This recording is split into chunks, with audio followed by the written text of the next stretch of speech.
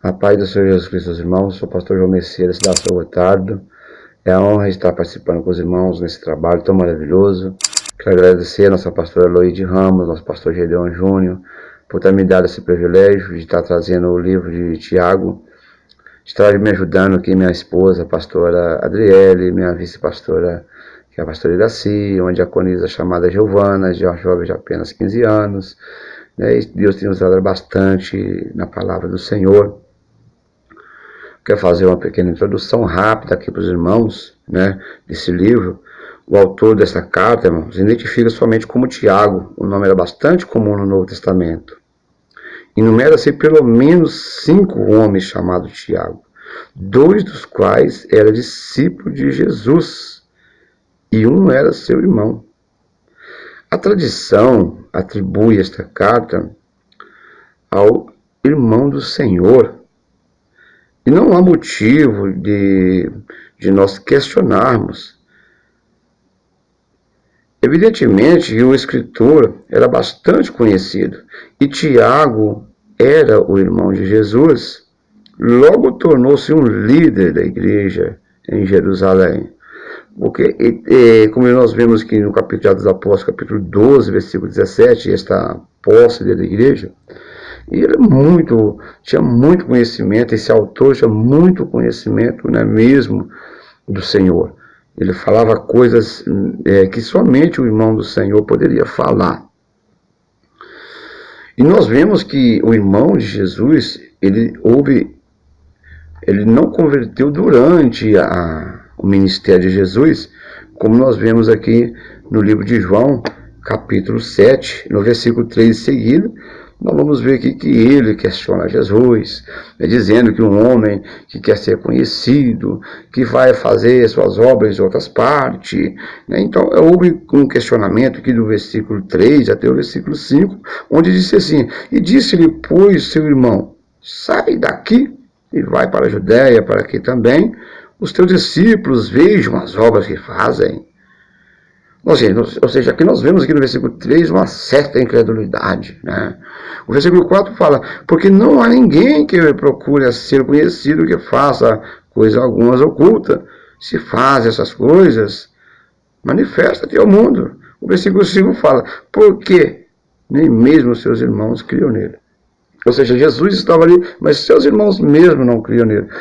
E o que leva a crer que essa carta essa epístola foi escrita por Tiago é por causa das palavras tão assim, tocante mesmo de Jesus que saía da boca de Tiago. O historiador judeu Jósefo, ele identifica que Tiago foi apedrejado até a morte. Ou seja, e geralmente a morte foi causada por Herodes. Ele fez Tiago passar pelo fio da espada, logo depois, pelo apedrejamento. Então, foi algo que aconteceu por volta do ano 62 depois de Cristo. Então, se realmente foi Tiago, tudo leva a crer que é Tiago, eu acredito que foi Tiago, mas os irmãos também têm liberdade de pensamento e de expressão, não é verdade? Então, se realmente foi Tiago, irmão de Jesus, só pode ter sido escrita essa carta, então, por volta do ano 48 até o ano 62, que foi onde se deu a execução de Tiago. Tiago, ele fazia algo tão impressionante em questão do questionamento do Evangelho, porque ele não aceitava qualquer evangelho. O autor descreve para repreender a negligência vergonhosa, ou seja, de determinados deveres cristãos. Ao fazer isto, ele analisou a natureza da fé genuína e estimulou os seus leitores a demonstrar a eficácia de sua experiência do Cristo. Sua principal preocupação era a realidade na religião. Ele preocupava uma realidade da verdadeira religião. Desde o capítulo 1 nós vamos observar essa preocupação, né, que ele teve dessa verdadeira religião, o verdadeiro desejo de ensinar o povo. Eu vejo que Tiago ele queria que redimir as suas culpas, ele queria redimir-se daquilo, do tempo que ele perdeu junto com o mestre, não conhecendo o mestre. Tiago, em 108 versículos, são dados, irmãos, 54 mandamentos. É algo impressionante como Tiago estava ali totalmente empenhado, né, em nos trazer uma verdadeira doutrina, a verdadeira religião. Eu quero até, nesse pequeno texto introdutório que eu trouxe para os irmãos, eu quero ser rápido, porque eu quero entrar também no capítulo 1, e nós vamos estar vendo ali o desejo dele dessa verdadeira religião. E nós vamos ver que ele escreve no capítulo 1, nós vamos ver no versículo 1, né, que ele vai saudar o povo, né, eu quero até ler junto com os irmãos aqui, que fala assim: Tiago, servo de Deus e do Senhor Jesus Cristo, as 12 tribos que andam dispersas saúdam. Mas como assim as 12 tribos que andam dispersas? No cativeiro babilônico, segundo o que eu tenho lido, se tornaram 10 tribos a Jerusalém. Eles se tornaram, ou seja, tornaram 2 tribos para Jerusalém, 10 se ficou para trás. Então por que então que ele escreveu então as 12 tribos que estavam dispersas? Porque quando se deu a morte de Estevão, que Estevão foi brutalmente assassinado, né, quando nós conhecemos a passagem, e suas vestes foi deixadas aos pés do jovem Saulo, aquilo espantou os judeus que haviam convertido de forma espantosa. Eles saíram, cada um para o seu lado. Aquilo foi o que Herodes fez, trouxe um temor muito grande, trouxe um certo impacto na vida cristã naquela época. E a preocupação de Tiago aqui não era somente pregar a palavra. Primeiramente, ele queria mostrar para o povo sobre a verdadeira religião. Ele estava empenhado em mostrar para o povo o que era a verdadeira religião. Porque nós tínhamos ali, então, os judeus que haviam convertido a Cristo, que estavam dispersos, e havia também os gentios que estavam convertendo a Cristo, e os judeus, ele queria introduzir a sua doutrina no cristianismo. Então, o que houve, então, que ali Tiago, ele queria ensinar a verdadeira religião, a religião dos cristãos, a religião que vinha da parte de Cristo.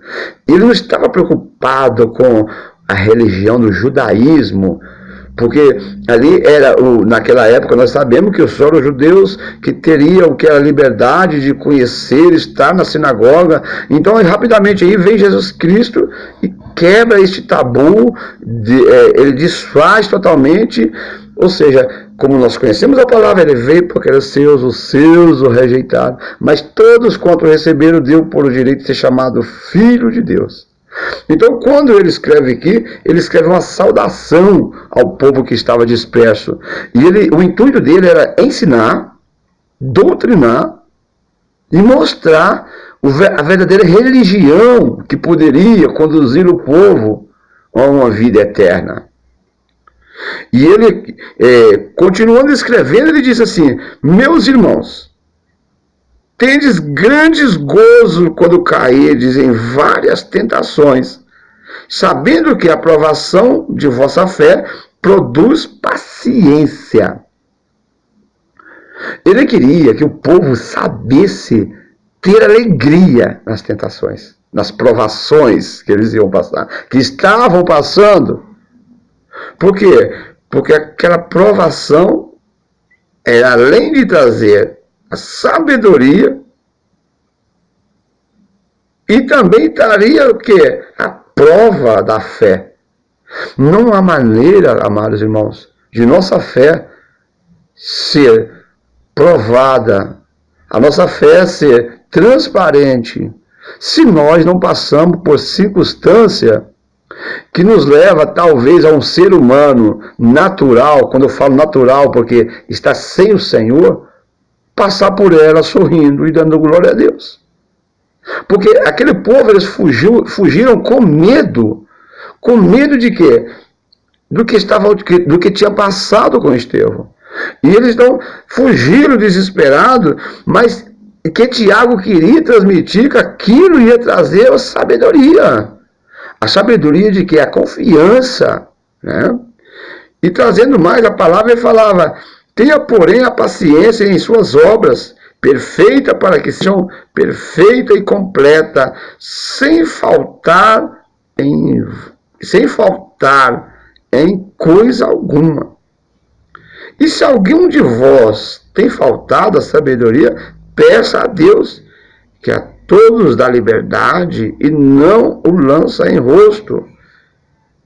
E se lhe é dado. Ou seja, o que pedir, ele queria nos ensinar para o povo judeu, for pedir algo, peça para o Senhor. Vai lá, conversa com ele. Você pode conversar com ele. O véu do tempo foi rasgado. Agora você tem... Porque você pedindo para Deus, ele não vai te lançar no rosto. E às vezes esta fé tem faltado no meio de nós cristãos. Porque às vezes a primeira sombra de tempestade que vem, nós prostramos, nós corremos aos irmãos, vamos pedir aos irmãos. E não deixamos que a nossa fé seja provada. Porque nós conhecemos que sem fé é impossível agradar a Deus. E a preocupação de Tiago aqui era trazer uma fé realmente que levasse o povo a ter um resultado elevado do que o resultado que havia na época dos judeus. Eles não precisavam de estar em uma sinagoga, mas eles precisavam de ter a fé provada. E provada de tal forma, irmãos, que eles deveriam aceitar os gentios, aqueles que estavam chegando. E eles iam agora conhecer uma verdadeira religião.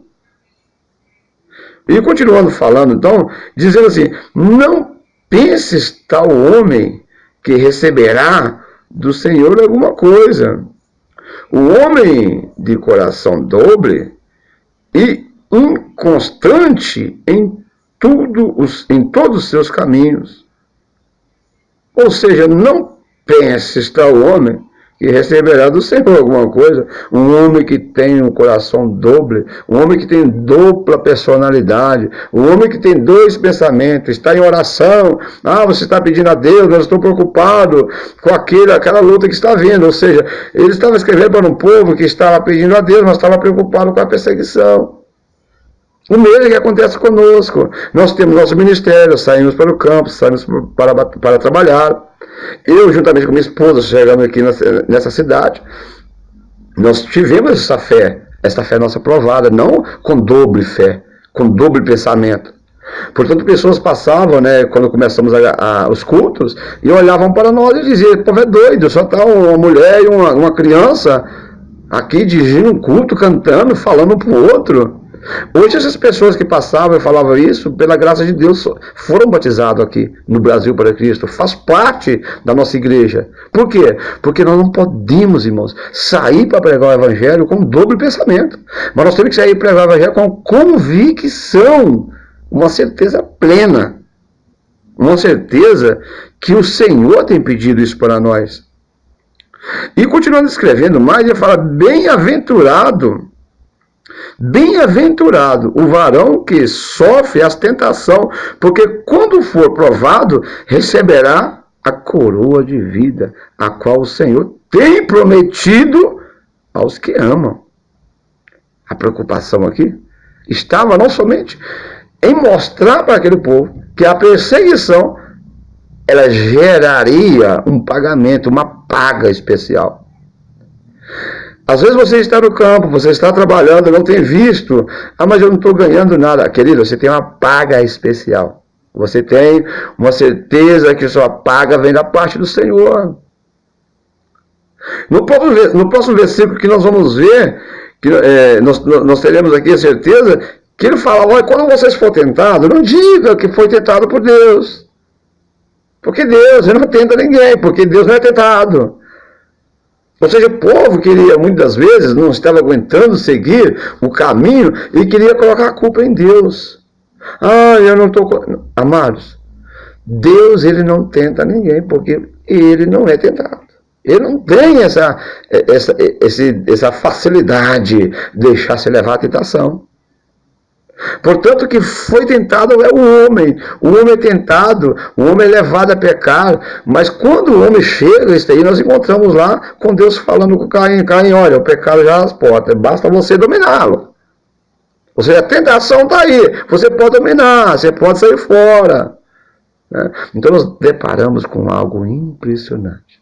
Tiago, com a preocupação ao ensinar ao povo a não cair em qualquer tipo de tentação e jogar a culpa em Deus. Diz aqui, versículo 17, que toda boa dádiva e todo bom perfeito vem do alto. Todo dom perfeito vem do alto, descendo do Pai das luzes, em que não há mudança e nem sombra de variação. Se o Senhor prometeu, não tenha dúvida, não tenha sombra de variação. Vocês que converteram judeus, vocês gregos, vocês gentios, porque o Senhor, ele vai cumprir. Eu posso falar para nós também, o Senhor vai cumprir. Isso é experiência minha. Se eu fosse falar a experiência minha do que o Senhor tem cumprido em nossa vida nessa cidade aqui, passaríamos bastante tempo, não daria, para transcorrer esse capítulo primeiro. O versículo 17 fala, saiba isso, meus amados irmãos, mas todo o homem seja pronto para ouvir e tardio para falar. Olha bem, e tardio para irar. Amados, é melhor nós chegarmos no local e ouvirmos a palavra do Senhor, ainda nós como pastor. Nós temos que estar pronto para ouvir o que Deus quer falar conosco, através da maior profecia que houve na terra, que é a palavra do Senhor. Esta é a verdadeira profecia. Esse é o verdadeiro dom de Deus para nós, que Deus nos deixou, é levar essa palavra de vida, é transcorrer com alegria. E a preocupação que Tiago tinha, ela continuava, a sede e sede cumpridores da palavra e não somente ouvinte, enganando-vos com falso discurso. Ou seja, nós temos que ser guardador, nós temos que ser cumpridor da palavra e não somente ouvinte. Vamos ouvir? Amém, glória a Deus. Mas vamos colocar em prática aquilo que Deus tem falado. É isso que Tiago queria dizer para o povo. Ouve a palavra. Mas não só ouve, não, pratica. E praticar a palavra, amados, não é ficar em uma religião, centralizado, religioso. Aí, então, Tiago, ele começa, então, a enfatizar. Ele começa, então, a dizer, olha, eu quero falar com vocês que a verdadeira religião, no versículo 27. A religião pura e imaculada para com Deus, o Pai é esta: visitar os órfãos e as viúvas nas suas tribulações e guarda-se da concupiscência do mundo.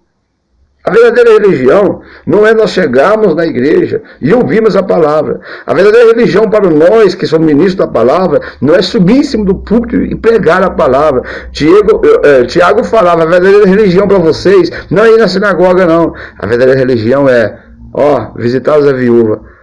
Em momento de tribulação, amado. É tribulação. Às vezes a pessoa chega até nós atribulado, nós queremos despachá-la, sair correndo com ela. Não é isto.